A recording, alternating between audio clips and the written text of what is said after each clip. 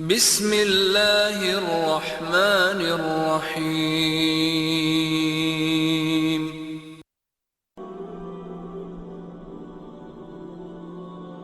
Imaginez un homme dont le nom seul inspirait la terreur à ses ennemis et la confiance inébranlable à ses alliés.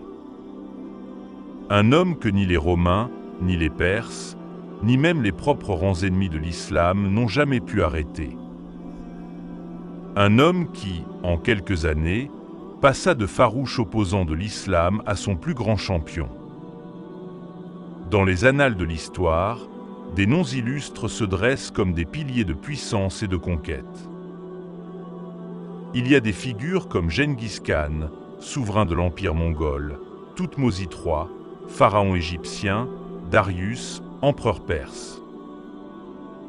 Il y a aussi Alexandre le Grand, maître de la Macédoine, Napoléon, empereur des Français, Pompée et Jules César de l'Empire romain. Mais il y a aussi parmi ces géants de l'histoire une figure dont la grandeur dépasse l'entendement conventionnel, Khalid ibn al-Walid, que Dieu l'agrée. Il fut plus qu'un simple soldat. Il était un commandant, un conquérant invaincu, une force de la nature qui a remodelé le cours de l'histoire islamique et mondiale. Surnommé Seyfoullah, l'épée d'Allah, par le prophète Mohammed, paix et bénédiction d'Allah soit sur lui-même, Khalid ibn al-Walid, qui, une fois converti, ne perdit plus jamais une seule bataille. Un exploit inégalé. Mais comment Khalid ibn al-Walid, autrefois l'un des plus farouches adversaires de l'islam, est-il devenu son plus grand défenseur? Comment est-il devenu cette figure légendaire que l'histoire n'a jamais oubliée? Voici son histoire. Les années de jeunesse et l'ennemi redoutable. Khalid ibn al-Walid est né aux alentours de l'an 592 de notre ère, au sein de la puissante tribu des Banu Makhzoum. Son père, al-Walid ibn al-Mughira, est l'un des plus riches et influents de la Mecque. Il grandit dans un environnement d'aristocrates, formé très jeune aux arts de la guerre, de l'équitation et de la stratégie militaire. Il excelle dans le maniement des armes, l'équitation et la stratégie. Il est connu pour sa force physique, son courage, son tempérament ardent et sa détermination farouche. On raconte que dès l'âge de 10 ans, Khalid maniait la lance avec une telle précision que les soldats plus âgés venaient s'entraîner sous sa supervision. Une légende prétend qu'il pouvait se battre avec 2 épées simultanément, une dans chaque main, avec une agilité et une précision inégalées. Khalid, en tant que membre de l'aristocratie mécoise, était naturellement un adversaire acharné des musulmans. À ce moment, personne n'aurait pu imaginer que ce même homme allait un jour porter l'étendard de l'islam aux 4 coins du monde. Lors de la bataille d'Oud, le génie militaire de Khalid s'illustra de manière décisive. Il fit contourner la montagne d'Oud avec sa cavalerie, lançant une attaque fulgurante par l'arrière sur les rangs musulmans désorganisés. Cette contre-attaque surprise transforma une victoire potentielle pour les musulmans en une défaite cuisante, causant de lourdes pertes, la blessure du prophète, paix et salut sur lui, et la mort de Hamza son oncle. Cette ruse est encore étudiée dans certaines académies militaires du Moyen-Orient comme un exemple de stratégie de contournement réussi. Et pourtant, malgré cette victoire, quelque chose change progressivement en Khalid. Il avait vu la bravoure des musulmans, leur dévotion et la résilience du prophète Mohammed. Cette expérience commença à semer le doute dans son esprit. La force de l'islam n'était pas seulement militaire, elle était aussi spirituelle. Une conversion surprenante, une révélation intérieure. Après Oud, Khalid participa à d'autres escarmouches, mais son cœur n'y était plus entièrement.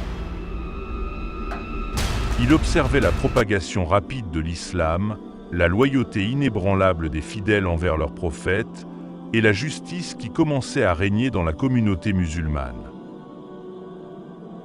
On rapporte que Khalid fit un rêve où il se voyait passer d'une terre sombre et stérile à une terre verte et fertile. Interprétant ce rêve comme un signe divin, il y vit l'appel à embrasser l'islam. De plus, son frère, Wali ibn al-Wali, déjà converti, lui envoyait des lettres l'exhortant à rejoindre la nouvelle foi. Si ce moment a réveillé quelque chose en vous, abonnez-vous pour apprendre chaque jour davantage. En l'an 629, l'an 8 de l'Hégire, le prophète Muhammad, paix et salut sur lui, envoie une lettre à Khalid. Une invitation à embrasser l'islam. Khalid prend alors une décision qui va tout changer. Il quitta la Mecque en secret et se rendit à Médine. Là-bas, il rencontra le prophète qui lui dit ces mots bouleversants. « Je savais que tu avais un esprit Khalid. Je priais pour que Dieu te guide. » La conversion de Khalid ibn al-Wali fut un coup de maître pour l'islam et une perte irréparable pour les idolâtres de la Mecque. Des batailles légendaires, une stratégie inégalée. Durant la bataille de Mouta, l'armée musulmane était largement en infériorité numérique face à une armée byzantine 10 fois plus nombreuse. 3 commandants musulmans tombèrent coup sur coup et le moral des troupes était au plus bas, menaçant une déroute totale. Khalid ibn al-Wali prit l'initiative. Il saisit l'étendard, réorganisa les troupes et trompa l'ennemi par des mouvements tactiques brillants. Les Byzantins, déconcertés, battirent en retraite. Il sauva ainsi l'armée musulmane d'une destruction certaine. Quand le prophète Mohammed, paix et salut sur lui apprit les actions héroïques de Khalid, il déclara « Khalid ibn al-Wali est l'une des épées d'Allah, que Dieu a dégainées contre les polythéistes. » Un surnom jamais attribué à un autre homme. Une fois devenu l'épée d'Allah, Khalid se lança dans une série de campagnes militaires qui changèrent le cours de l'histoire. Il conquit l'Irak, la Jordanie, la Syrie. Il était célèbre pour ses plans d'attaque, son courage indomptable, son endurance légendaire. Il a brisé 9 épées au cours d'une seule bataille. Il joua un rôle crucial dans l'unification de la péninsule arabique lors des guerres de l'apostasie. Mais ce sont ses campagnes contre les 2 superpuissances de l'époque, l'Empire byzantin et l'Empire sassanide, qui firent de lui une légende. Khalid ibn al-Wali, que Dieu l'agrée, écrivit aux Perses, leur offrant 3 choix. Acceptez l'islam et vous serez en sécurité, ou payez la jizya. Sinon, sachez que nous sommes un peuple qui aime la mort autant que vous aimez la vie. Durant la bataille de Yarmouk, avec 30 000 soldats, Khalid ibn al-Wali arrive à défaire 200 000 Byzantins. Il divise ses troupes, exploite le terrain. À Yarmouk, Khalid assurera son commandement à cheval sans armure, au milieu des archers. Un général au cœur de la mêlée, admiré et craint à la fois. Un homme de foi, pas seulement de guerre. Khalid n'est pas seulement une machine de guerre. C'est aussi un homme humble et profondément croyant. Il a compris la promesse d'Allah. Ne dites pas que ceux qui ont été tués dans le sentier d'Allah sont morts. Au contraire, ils sont vivants et Allah les a sauvés. Malgré ses exploits, Khalid ne chercha jamais les honneurs. Lorsque le calife Omar lui retira son commandement, il accepta sans protester, disant « Je me bats pour Allah, pas pour Omar ». À la fin de sa vie, Khalid tombe malade. Sur son lit de mort, il regarde son corps et dit « J'ai participé à tant de batailles. Et voilà que je meurs dans mon lit, comme les femmes meurent. Il n'y a pas une seule place sur mon corps sans une cicatrice ou une blessure. Fasse Dieu que les lâches ne dorment jamais tranquilles. Khalid ne fut jamais vaincu sur le champ de bataille. Il mourut dans son lit en 642, regrettant de ne pas être tombé en martyr au combat. Mais son héritage perdure.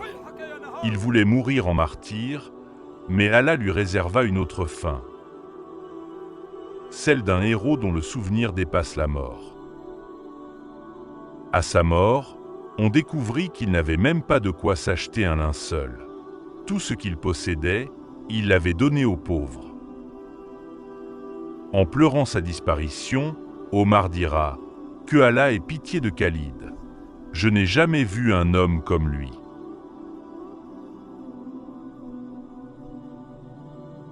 Aujourd'hui encore, Khalid inspire les militaires, les croyants, les stratèges et les leaders. Son nom est porté par des mosquées, des rues et des unités d'élite dans plusieurs pays. Khalid ibn al-Wali n'était pas qu'un guerrier. C'était un homme qui a su transformer ses erreurs en destin, sa force en humilité et son courage en légende. Alors, la prochaine fois que vous ferez face à un défi, rappelez-vous que même les plus grands héros ont dû surmonter leurs échecs pour écrire leur gloire.